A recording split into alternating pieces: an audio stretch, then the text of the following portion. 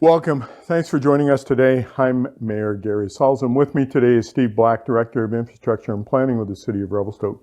Today, Steve and I are discussing the results of the 2022 flood inundation study recently commissioned by the City of Revelstoke. Steve, what prompted the city to undertake this flood inundation study? Well, the existing floodplain mapping that's in our OCP was completed in 1983. So there's new science, new engineering, and we wanted to make sure that our floodplain mapping was currently up to date. Knowing that last fall's floods in the lower mainland were a significant issue in climate change, I was worried that our dike system on the Illecillewaet was not going to be adequate. So province had a grant program out there. We chased it. We got a grant for $90,000. We hired a consultant to undertake this study, and there we are. Oh, that's awesome. Well, it's good that we get a grant for that thing. And, 40 years is a long time to go between. Absolutely. So thanks for getting that up to date, because now we can all feel safe as to what's going on. Absolutely.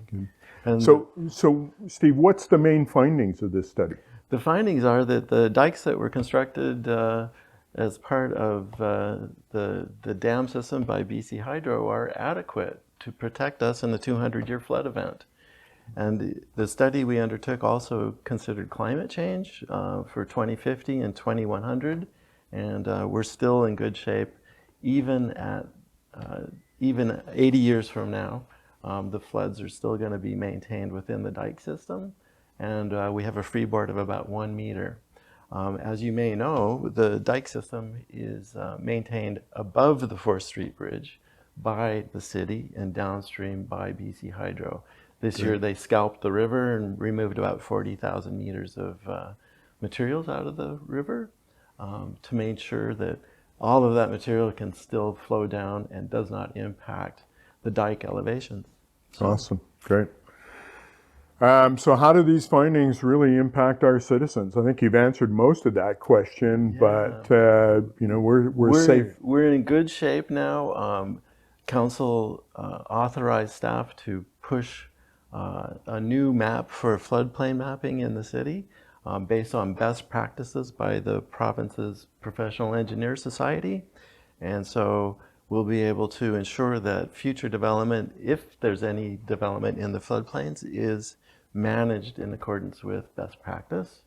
And that's a very small area of town, so not too much is going to happen down there. Perfect, good, thank you.